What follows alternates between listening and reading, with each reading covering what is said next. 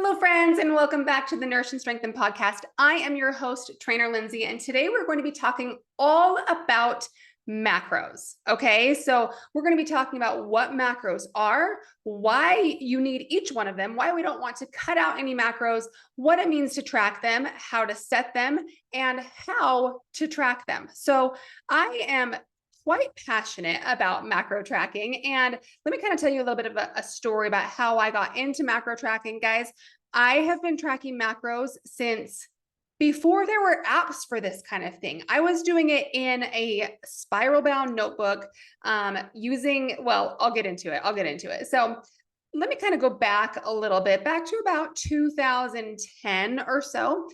This was the first time I attempted to stick to any sort of nutrition plan. Okay, so it was when I was competing in bikini competitions, and I hired a coach for about $35 a month. Everything was super generic. And, you get what you pay for, right? You hire a coach for $35 a month, and that's what you're going to get. So I got a meal plan. Okay. It was a very, very strict meal plan. And I remember on one of these meal plans that I got, I remember thinking it had tuna for breakfast. Okay. Canned tuna for breakfast. I remember my first thought was like, well, wait a second, tuna for breakfast. There's not any mayo. Like, what am I supposed to do with a freaking can of tuna for breakfast? Ew, right? And so I was like, okay, meal plans, not for me. I don't like these foods. This is not built around me and my preferences and, my lifestyle, right? So the next coach I hired, he actually put a meal plan together for me based on the foods that I loved. And he taught me how to sub in and out different foods. So this was in 2011. Okay. This was before people were tracking macros. It was really kind of still the age of meal planning, just choosing clean foods, that kind of thing. So, I hired this coach, and this is the first time I realized, oh my gosh, I can reach my goals while eating the foods that I love. And that was majorly, mind blowing for me, because in the past I had thought I had to have tuna for breakfast if I wanted to reach my goals. Right. And so this really kind of led me into macro tracking. I thought, well, hang on. If I can sub in different foods, if I can sub in chicken for fish or beef for something else, or Greek yogurt for cottage cheese or protein powder or whatever, like sub protein for protein, carb for carb, that kind of thing. Why can't I just build this from scratch and create the meals and the foods that I love and that I want to stick to, and not have someone else do that for me, right? So again, this is back in 2011. I got out my piece of paper. I got out my notebook. I'm a big notebook girl. I love notebooks. Again, there were no apps at this time. I actually had a book from Calorie King. Shout out to anyone who's been in the game long enough that you have a Calorie King book with calories of different foods. Okay. I would sometimes go to their website, but this was even before they had a website. So macro tracking changed the game for me, you guys, and it changed the game for so many of my clients. I have seen people that it's changed their relationship with food. It has changed their lives because it's allowed them to enjoy the foods they love in moderation. It kind of forces that moderation, right? If you're tracking your macros, chances are you're not going to go hog wild on the cookies, the chips, the ice cream, or whatever, but it teaches you that you can work in those chips, cookies, ice cream, things like that, and still reach your goals. Okay. So if you're listening to this, you probably don't need to be sold on why track macros, right? You're probably here because you want to know the ins and outs of how to do all things with macros, how to reach your goals using macros. So let's just go ahead and jump right in. All right, you guys. So first, let's talk about what are macros and what does it mean to track them? Okay. So macros stands for macronutrients, and they are your carbs, your fats, and your proteins. Okay. Contrast that with micronutrients, which are your vitamins and minerals. Both are super, super important. It's really important to make sure you're getting in those micronutrients. Most people don't usually track those though. So when you say I'm tracking macros, it typically just means you are using a tracking app like MyFitnessPal, MyNet Diary, Macros First, something like that, to log the food you take in each day. and see how many grams of carbs, protein, and fats you're taking in. That's a simple, simple explanation. It really is as simple as that. Okay. A lot of people in the past will track calories, or they'll track Weight Watcher points, or, they're tracking something. This is just a way to take tracking that nutrition intake to the next step, and it will help your results. I'll go into that in just a little bit. If you're tracking calories, you're basically just monitoring how much food is coming in, right? And as long as you're in a calorie deficit and everything inside, hormones, metabolism, everything inside is healthy, you'll lose weight, right? But if you want to change your physique, you guys, that means maintaining muscle when you're dieting. That means building muscle when you're at maintenance or in a slight surplus. You need to make sure you're getting in enough protein. Okay. So, you might wonder, is tracking macros better than tracking calories? So again, tracking calories, you're measuring energy intake, and you're balancing that with energy output, right? So we know a calorie deficit is required for fat loss, but tracking macros takes it one step further, because in addition to tracking how much food is going in, you're also tracking the composition of that food. Okay. So this also gives you another variable to tweak when you're trying to lose fat.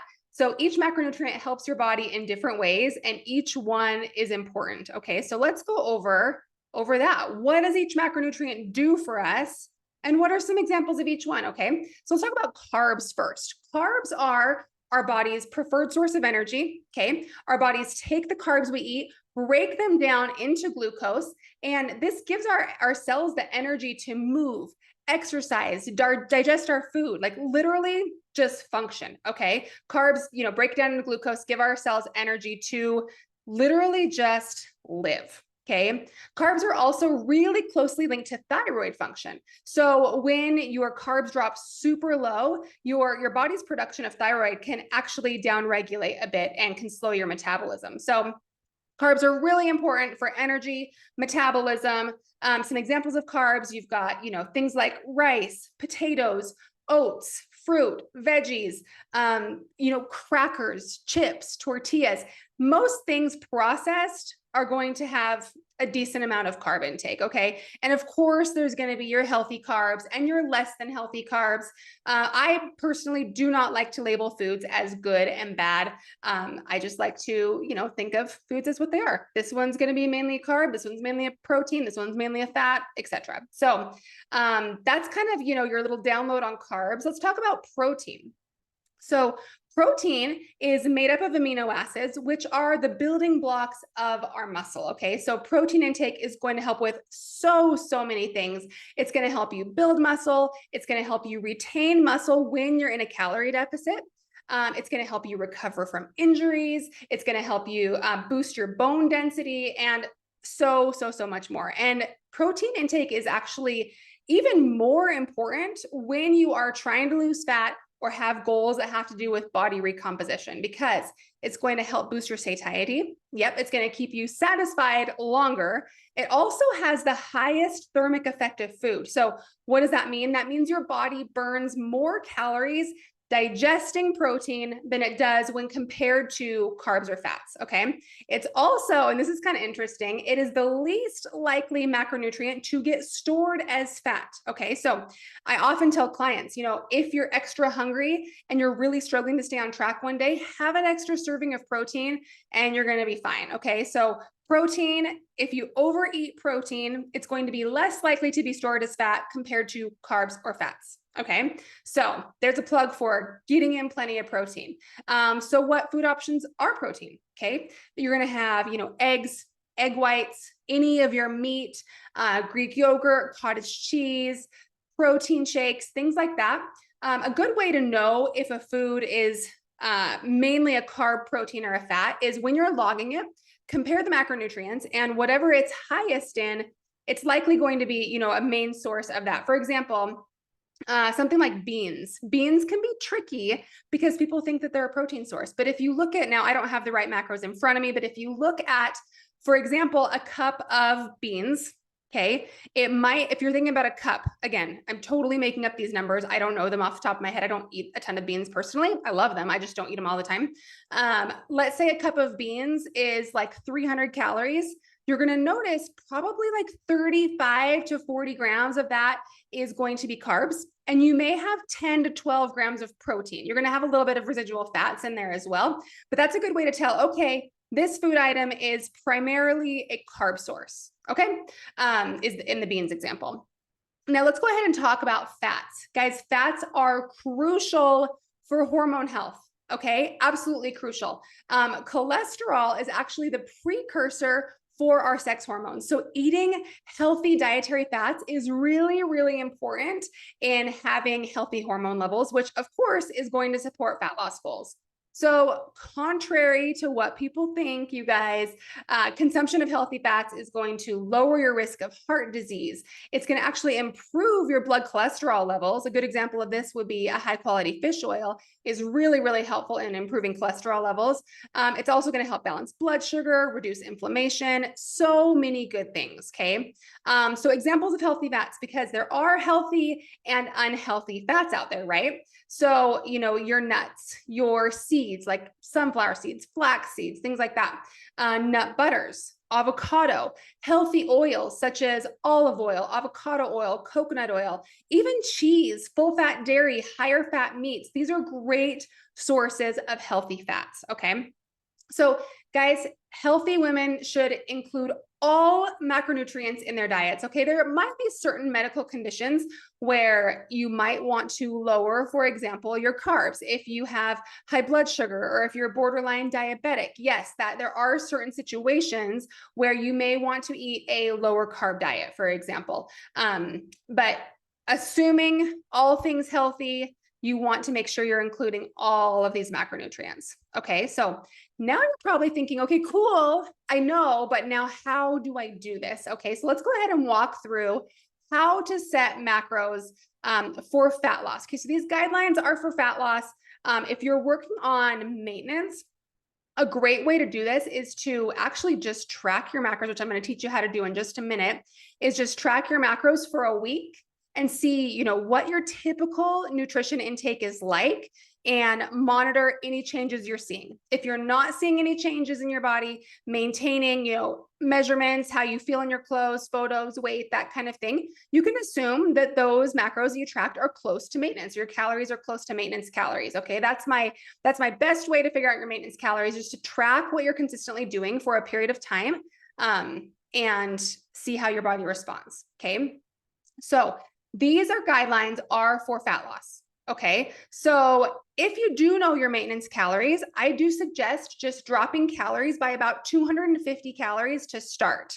If you're not sure of your maintenance calories and you want to just jump in, here are guidelines on a good starting point for most people. Okay. Notice that I said starting point and I said most people. So let me break that down for you. Starting point, meaning for most of us, our macros will change as you move throughout your fat loss protocol, your fat loss phase. Okay. Our bodies are very adaptable and our bodies are going to adapt to what you're doing, and you're going to have to make changes.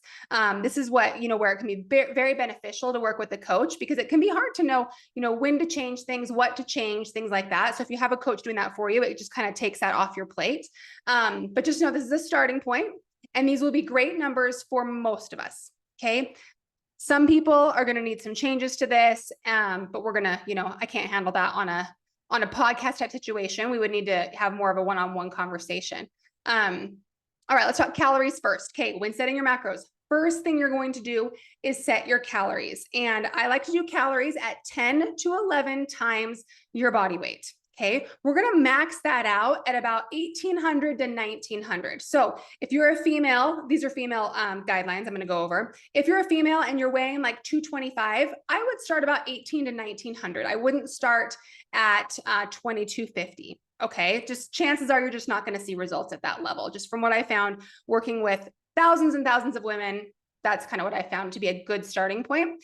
So we're going to have an example of a 150-pound female as we go through these calculations. So our 150-pound female is going to start at approximately 1,650 calories. I always recommend starting on the higher end of that range, because you don't want to start too low. You want to have plenty of room to adjust. Like I said, our bodies are going to adapt to what we're doing. You want to have room to make adjustments and bring things down only as needed. Okay. If you start calories too low, what you're going to do is you're going to hit a plateau and you're not going to have a lot of room to move. Okay. So it really improves your long-term results by starting calories higher. Okay. All right. So we got our calories. Now for protein, I want you to set your protein at 0.8 to 1 gram per pound of body weight. Now you might be thinking, okay, well, which one?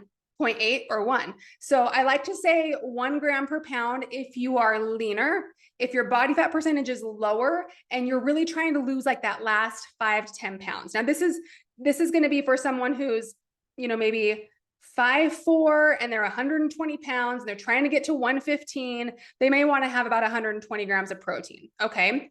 This is not going to be for someone who is 175 pounds and putting their protein at 175 grams. I'll go over why in just a minute. Okay.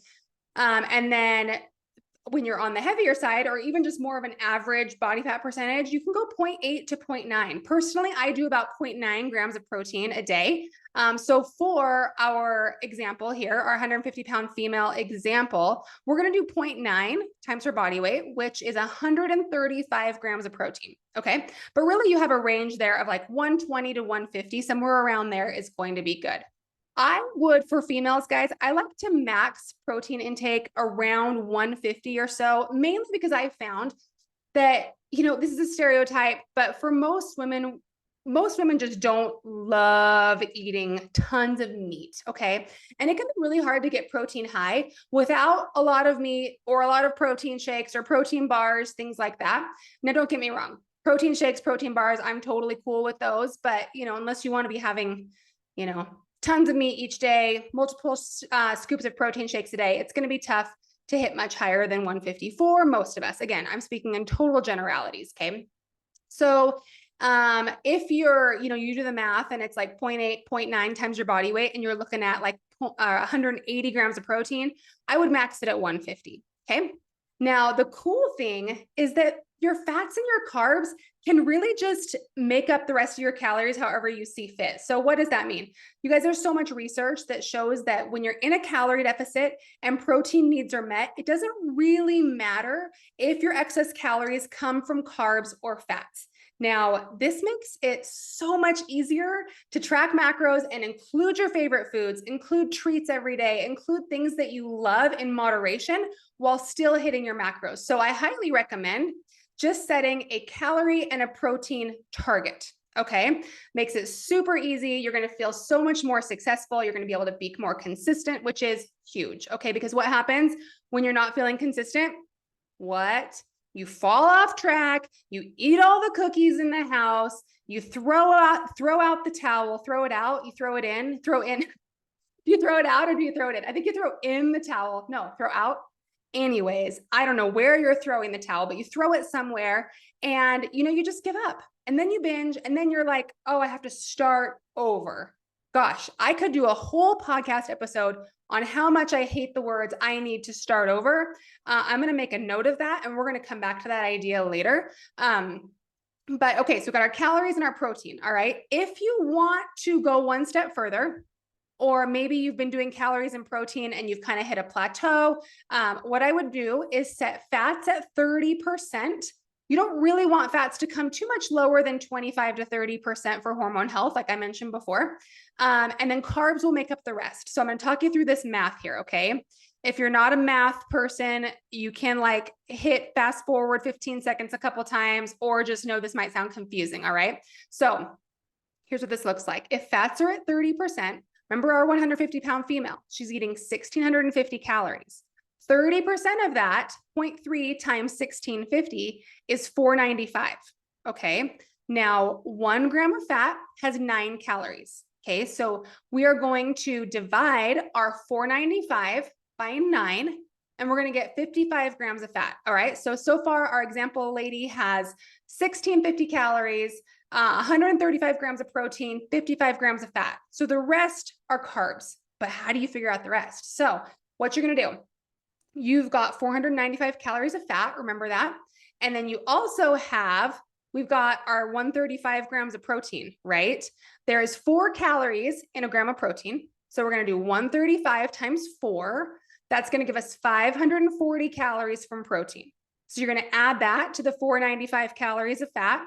Okay, you're going to get that total and subtract that from 1650. Are we following? If you're not, you can rewind this, or you can just not listen to this part and just do calories and protein, okay? So we're gonna have 615 calories left for carbs. Divide that by 4 because there's 4 calories in a gram of carbs, and you're gonna get 153 grams of carbs. I like to round to the nearest 5, so I'm gonna say 155 grams of carbs. So if you're a 150-pound female, I just did your macros for you. You got 1650 calories, 135 protein, 55 grams of fat, 155 grams of carbs. Got it? Got it. Okay, guys. If you need help on this, seriously, come to Instagram or Facebook at Trainer Lindsay and just shoot me a DM and I can totally help you, okay? Okay, now, what do we do when we have these targets? So how do we track them? Here's what you're gonna do. Choose an app. Any app, whatever app you love. There's some drama going on around MyFitnessPal, right? Since they took away the barcode scanner, everybody's like up in arms. I have used actually for years and years and years MyNet Diary, but I've recently come to really love Macros First. So I would recommend one of those two. To get familiar with tracking, what I want you guys to do is start by taking just a couple of days and track your food as you eat it. Okay, so this is going to allow you to get your favorite foods input into your app, and it's going to give you a good idea of what you're currently taking in. Okay, so, you wake up and let's say you have, I don't know, let's say you have 2 eggs and a bowl of oatmeal with strawberries for breakfast. So you're literally going to go to breakfast, add food, add an egg, increase the quantity to 2. Let's say you did a 1/3 cup of oats. You're going to find the entry for oats or just scan your barcode on your oats, and you're going to do a 1/3 of a cup. Okay. If you weigh it, that's fine as well. You're going to put the weight in there. And then you'll do, let's say you had, 50 grams of strawberries or 5 whole strawberries or whatever. You put that all in there. You're going to do that as you go throughout the day for a couple of days. Get used to doing that. Get your typical foods into your app. It's going to be a very easy first step. Okay. Then you're going to start planning in advance. Okay. So what you're going to do here is you're going to take, this is a crucial step, guys. So many times when our clients are like, I'm really struggling to hit my macros, we say, are you planning in advance? And they're like, well, no, guys, if you're not planning in advance, you're not going to hit your targets. I promise you, unless you've been doing this for years and years, chances are you're not going to hit your targets if you're not planning the night before. This is key. Okay. So what you're going to do, sometime in the evening, take 10 to 15 minutes and think through your day tomorrow. Okay. I want you to think through what your schedule's like. I want you to think through what foods you have in your fridge. I want you to think through what you're craving these days. What meals are your favorites right now, right? And you're going to plan your food. You're going to think, okay, tomorrow I am going to the gym in the morning. This is what I'm going to eat beforehand. This is what I'm going to eat after. And you're putting it into your app in advance. Okay. Then once you've put all your food into your app, you're going to tweak your totals to hit your targets. So you are going to, let's say your protein intake is too low. Let's say you're 15 grams short on your protein. Go to your protein sources. Okay. Some meat sources, maybe a protein shake, whatever it is. All you're going to do is increase your total or increase your amount. If you have 3 ounces of turkey at lunch, bump it to 4 ounces. If you have 3 ounces of chicken with dinner, bump it to 4 ounces until you get your protein where it needs to be. Okay. Then move to the next macro. Let's say your carbs are too high. Find a carb food. Maybe you have, some fruit with your lunch. Decrease the amount of that. Or maybe you have some rice with your dinner. Decrease the amount of that. So it's just all about tweaking those portion sizes until your macros get to where you want them. So do that with each macronutrient, tweak things, and it will feel a bit overwhelming at first, you guys, but I promise it will get so much easier. And over time, it'll literally feel second nature. Okay. So I'm going to go into more detail on this in future episodes, but that is an overview, you guys, of, all about macros. what they are. We talked about why you need each one, what they do for us, examples of each macronutrient. I gave you a quick guide on how to set your macros for fat loss and also how to track them. So I really hope this helped you guys. If you have questions, please reach out to me on social media. I'm Trainer Lindsay on Instagram, Facebook. I'm more than happy to answer any question that you have about this. And you guys, if you enjoyed this show, please share it. I would love for you to just, share a screenshot to your stories, tag me. I'd love to connect with you in that way. And of course, if you loved it as well, please leave a 5-star rating and review. That would help me so much. Being a new podcast, I want to get out there to as many people as I can. So hopefully you guys enjoyed this episode, and I will see you guys next time.